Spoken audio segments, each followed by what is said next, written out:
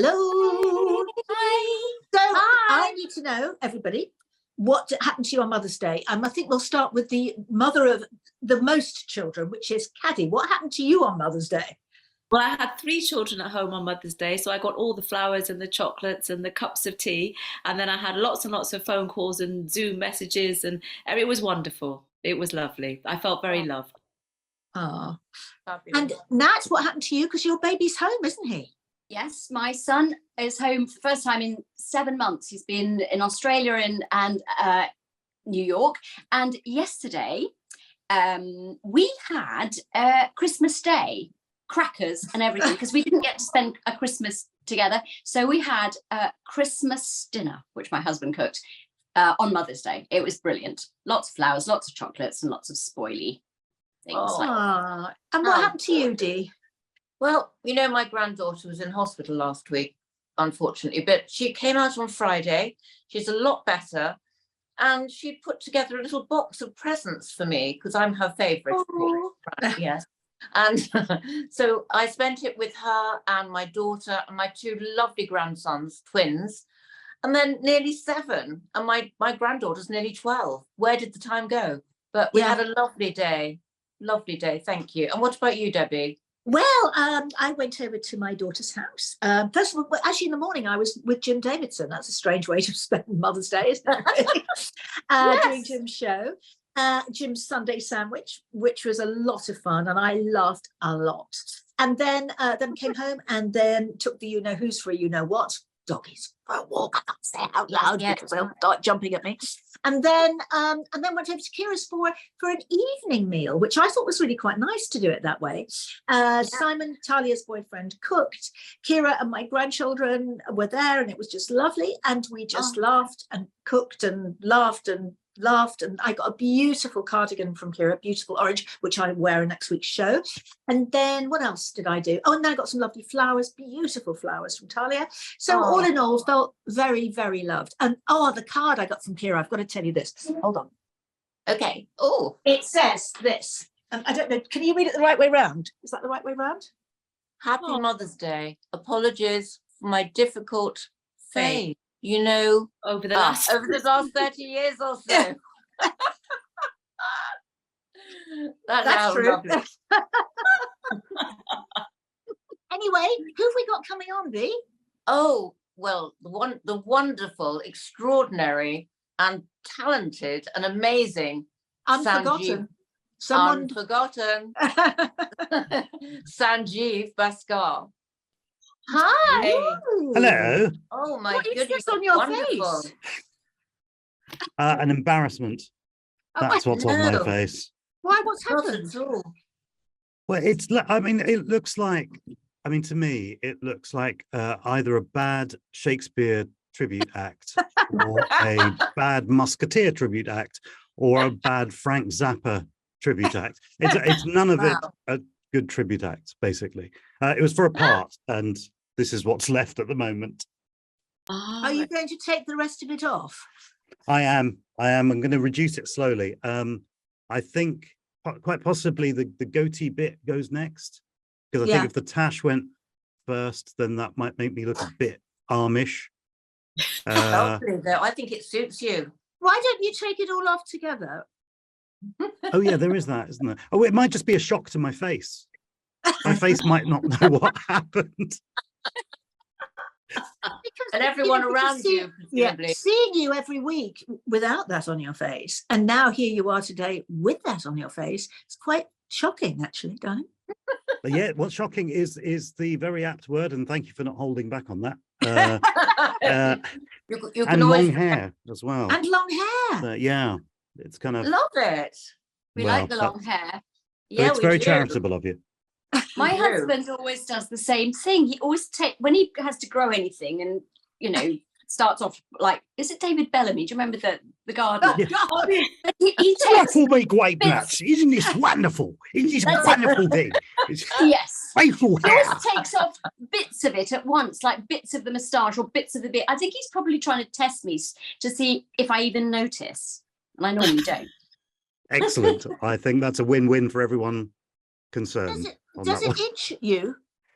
It doesn't itch me. No, I had a full beard actually from about November. So Oh. this is already a bit of a reduction because I was playing a Sikh character, so I'd grown the beard, so the whole thing was covered as beards tend to do, and had a turban and everything, and so those were all for the tests. So they would come back, and then we may be filming that later in the year. Brilliant. You obviously grow a beard very quickly then, if you're quite relaxed about that. Yeah, I was clean shaven this last night. So this is just lots of focus. There's a couple of chants that you do, that helps. There's a toy. There was a toy that we used to have. Yes, I don't know if the kids had it or I had it, but you used to put some stuff in it, and all that it used to come out of their face. Do you like some sort of? I think the relevant element in that sentence was there was a toy. I don't know if the kids had it or I had it. I know. I picked up on that, Sanjeev. Yes. Was it inflatable by any chance? You are so rude. Oh. You started it. Honestly, I didn't start Sanjeev, I'm anything. going It's to get... your mind. It was merely a question. That's Are all you it still was. in the cupboard? No, this is a little studio that we have at home now. Oh, you used to be in so the cupboard, didn't you? I used to be in the cupboard. Yeah, it's a bigger cupboard, really. It's just a little more soundproofed, but that's a soundproofed cupboard. That's what I'm in now. You know, Sanjeev, I'm so relieved that you're on, because Debbie has been driving me insane, because she's fallen so in love with Sonny, so in love that it's painful, actually, painful. Yeah. Sorry, but you know, it is what it is, isn't it? I think now I'm thinking, is there a market for an inflatable Sonny? And I've been wondering this for some time, but I realise now there's a market of possibly one. Maybe two. Oh, maybe. two. Maybe. I What think about you, so. Ken? 3? Panel. I mean, did Definitely, you? darling. How weird was it to film without Nicola? How did it feel? Very strange to start with. Yeah, it was a bit strange, because I think that particularly when we were on set, because I'm so used to her being there, but actually, I mean, as you know, you're telling a story, and this part of the story was post Cassie, and so it kind of that made sense to tell that story because that's the one we were telling. And so in that sense, no, because she wasn't meant to be there in the story, but actually Nicola, as a good friend of mine, it was a little strange at the beginning, but Sinead Keenan, who came in, is utterly fantastic. And I think one of the great blessings I've had actually across my career is working with really kind of talented, strong women, whether it's Meera or whether it's kind of Aisha Darka and Mali Harris in The Indian Doctor, and Nicola, and now Sinead. So it's always a privilege actually when you're working with people who are that good. And that strong. Do you like strong women? I love strong women. You I love must strong be women. married to Ooh, one. here we go. Yeah. Darling, I hear that you've got a bit of a singing voice as well. I think the stress is on the bit. I mean, I think I can just about stay in tune, but that's about it, really. I mean, I've done a musical, but I mean, it was, that was it was Spamalot, Monty Python Spamalot, which is probably the last time I had this kind of facial hair. Actually, now I think about it. I was King Arthur, and so that was 7 months in the West End. And Wow. so I did notice that my voice changed during that time. It just got stronger and clearer and less obviously laughable as it was at the beginning. No, it does actually improve when you're performing, doesn't it? Because you just have to deliver. It's like a so- muscle, isn't it? Honestly, why does everything seem so rude when I say it? Now, Caddy has got, sorry, It's a Caddy has gift. got 7 children. Did you know this? Who are all fantastic classical musicians. Wow, that's fantastically impressive. I mean, one being a fantastic classical musician is incredible. 7 is extraordinary. That's why I'm interested in your singing, which I didn't know about. So the fact that you can actually hold a tune actually is more important than you think, because so many people can't. And I think that's the first thing. If you can hold a tune, you can get your voice trained. So that's impressive. Well, thank you very much. I mean, I think it's not that impressive, really. I mean, if you heard it, you'd go, oh, but you'd regret using the word impressive, in fact, if you heard my voice. But no, I don't. And bizarrely, I've had a #1 in the pop charts. So that's kind of, I have indeed. I was on top of the pops. I'm going to look this up now. What's it called? Or I can tell you. Comic Relief has just happened. So it was Comic Relief 2003, and it was Spirit in the Sky with Gareth Gates and the Kumars. And we were the second biggest selling single of that year. Of course. Oh, it's one of my favourite songs. Was it Norman Greenbaum? It was. Norman Greenbaum did the original, and then Doctor and the Medics did a cover, which also got to #1. So it's got to be one of the few songs, actually, which is certainly has been released 3 times and got to #1 each time. So that's got to be something unusual. And, yes, very unusual. And then, sorry, there's Caddy, and then there's Natalie, who you haven't met yet. You see, this is true. Yes. I'm a massive hello, both fan. of you. Lovely well, to that's meet very kind of you. I'm trying really hard with your series. It's so tempting to binge watch, and I'm on to episode 4, and I am purposely making myself not binge watch, because it's what we all do, but actually waiting. What happened was our television kind of crashed or something, and I thought, right, okay, that's telling me I mustn't do it all at once. So and I'm loving it, really enjoying it. Well, thank you. That's very kind of you. I'm now concerned about your television that crashed. I mean, I know it's something to do with ITV. I don't know what happened, but anyway. I see. Oh, it not literally fell off a sort of table or something. It didn't fall on the floor, but I think I ought to have my chimney swept. Because what's that got to do with your television? Series, you never know what you're going to find up a chimney breast. Oh, I was also trying to connect it with the television and going, do you watch it up the chimney? Is that the kind of route up to your TV room, or is it? No. Well, thank you very much. That's very kind of you. How invested you become with the characters? Because obviously I didn't like her because Sunny doesn't. Yes, that's what she said to me. Mm-hmm. Debbie phoned me and she said, oh my God, she said, I'm so in love with him. But he's amazing. But I don't like her. No. But that's Sunny. It's not you, darling. Just so your wife doesn't think that I'm just coming on to you. Well, why do you think I'm in this soundproofed room? I mean, she's not going to hear a thing. Are you locked in?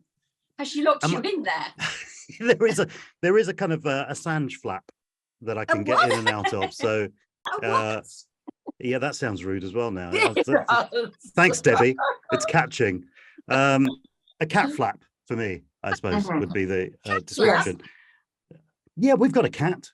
A cat flap to go in the sound booth. Well, I mean, why can't the cat use the studio? I mean, all for one and one for all and all that.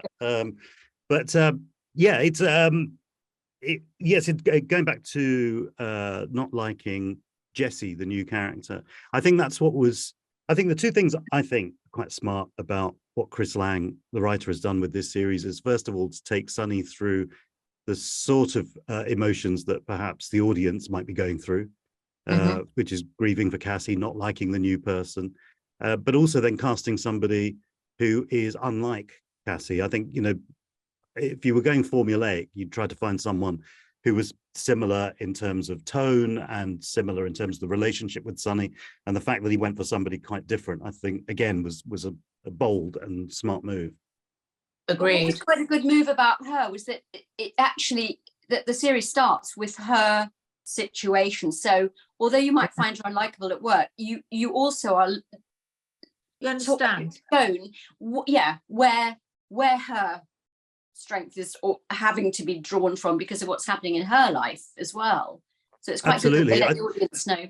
Yeah, I think, do you know what's interesting? I think if you took out that little explanation in the scenes at the beginning of what's happened to her, she would just be another quite tropey, tough police person who comes in and barks orders. And actually just having that little scene at the beginning at least gives us, the audience, a chance to take that into account. And again, that was quite smart. And actually, Ep 4, if you're up to, there's a scene between Sonny and Jessie where they kind of just open up to each other. Yeah, and that's about what they're going through. my favorite scene, because I will not forget the when he explains his situation, she explains her, and you come out with "you win," and it made me laugh so. It made me laugh so much, and I thought I agree. That was brilliant. Gosh, don't give it away. I haven't got there yet. No, so that won't make any sense to you at the moment.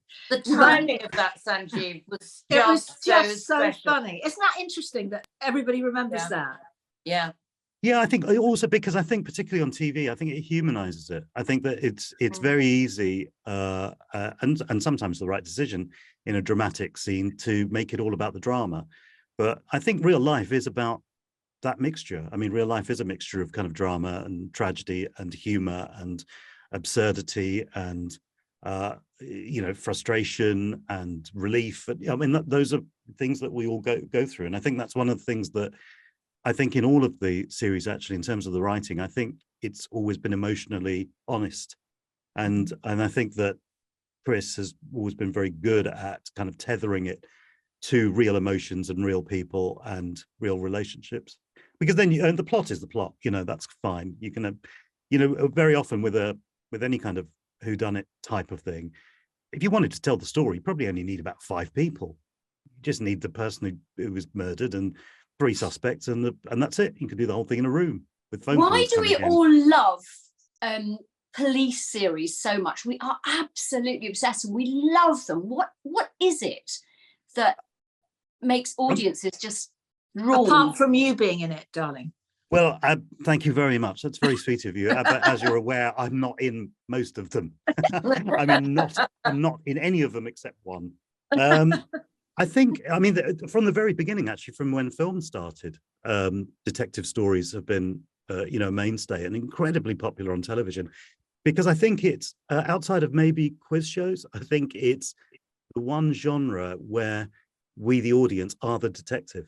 We're guessing, we're going through the clues, and so we feel shortchanged if it's a 6-part series and we've worked it out at the end of Ep 1, and we've got to sit through 5 more hours of them working it out. We feel shortchanged. And equally, if we've been putting together the clues and making our guesses, and at the end of Ep 6 it's some bloke who just jumped out from behind a tree, then you kind of feel shortchanged.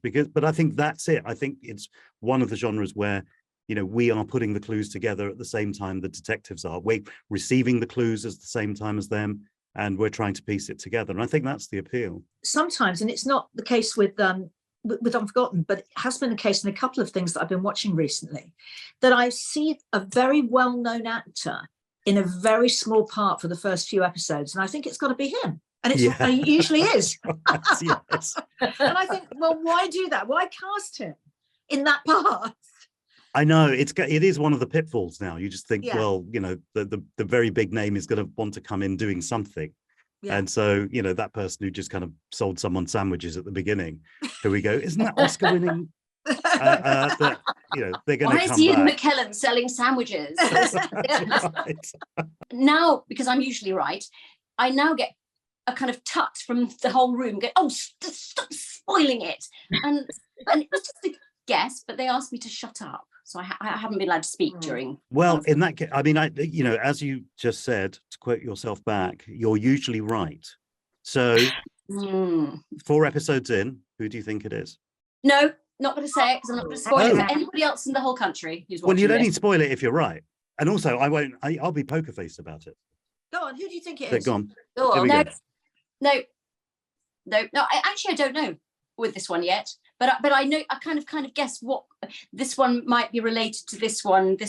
I'm figuring out Paris at the moment. So the connection. Maybe. We know, you see, Debbie and I know because we binge watched. That young kid, that kid who plays the young kid, the bald young kid. Yes. Is wonderful. My God. Yeah, Rhys Yates, fantastic, absolutely fantastic. Young actor. And just utterly committed, it's just everything. And so, it's not like you're watching, it's just like you're talking to it. It's mind blowing how real he is. Yeah, it's fabulous. I mean, it's a fabulous performance. I mean, that's one of the joys actually, that we get to sit across a table from these people when we're doing the interrogation scenes, and it is like having a seat on the stage in the theatre, watching people Wow. 2 feet Yeah. away from you, being incredible. And it's been my drama training. I mean, the 5 series, I've just learned so much from everyone who's come in, and Oh. so work in progress. I think you're a huge inspiration. I'm going back to the late 80s with Goodness Gracious Me and all that, because you were part of this huge renaissance of black actors who we had never before seen on television. And I tell you, it completely changed my outlook on life. So I just wanted to give that tribute. I think it's incredible. That's very kind of you. But if we could just go back to the late 90s, that will make us, and particularly me, feel a whole lot better than the late 80s. The late 80s, I was at university. Absolutely. Oh, You're just a baby, darling. Just a baby. So, darling, tell us, what next for you, Sanjeev? What next? There's any sort of plans or aspirations or actuals? Oh, aspirations. No, not really. I mean, I think that well, the next job wise, maybe regrowing the beard. So that's for a series called Inspector Singh, who is another policeman, but a Sikh policeman based out of Singapore, which is based on a series of novels. So Wow. that may be later on in the year, but other than that. So do you get it's to go and usual. film in Singapore? How wonderful. Yes, in Malaysia. Actually, the first story takes place in Malaysia. So Can that's we all where I come? was. Can't you just say you have to Yes. bring the Wonderbirds with you? That's where Of I was course. born. I was born in Malaysia. And Wow. I'm from Singapore and Malaysia. Yeah, God, you Wow. are so lucky. Can I be in the series? I want to be in the series. I'll have words. I'll have words. Yeah. Just I mean, for the food alone, as you well know, it's Natalie. The food is incredible. It's incredible. Yeah. It's Paradise food. Oh, Well, darling, we have to wrap up. I know. We always love you so much on here, and you are actually an honorary Wonderbird. You know that. Oh, I mean, that's a true privilege. It really is. You're a wonder bloke. Thank you. A Wonderbird, yeah. It doesn't quite have the same No. kind of ring to it, really. Does it? It sounds like a kind of bad superhero from sort of 50s Britain. Yeah. Wonder bloke. That's right. Yeah. His special powers are drinking. Is that it? Yeah. Oh, darling, it's so lovely, and thank you again. And we'll see you very soon. I hope so. Lots of love to all of you. Hope so. Take Lots care. of Bye, love. darling. Thank Bye. you. Bye. darling. Bye. Bye. He's gorgeous. Isn't he Oh, lovely? he's divine, isn't he? it comes with the late 80s very well, when I got the complete wrong decade. I was showing my own age, I think. Mind you, isn't it scary that the 90s is 30 years ago? I mean, when did that happen? Well, that's why I I thought- think it must be age. Yes, yes. You know, I mean, the 90s was like yesterday, wasn't it? It's Yes, bizarre, isn't it was. it? It can't be It the is because 90s. Talia's 30 and I feel like she's about 6. And Yeah. she was born in 93. So, it's like anyway, we've got to go. What a lovely way to start the week, really, on a Oh, Tuesday. Yes. Was lovely. He Mother's is Day, gorgeous. Sanjeev. Funny. Oh, absolutely amazing. Anyway, we will see you on Friday. Take care. See you Friday. Bye. Bye.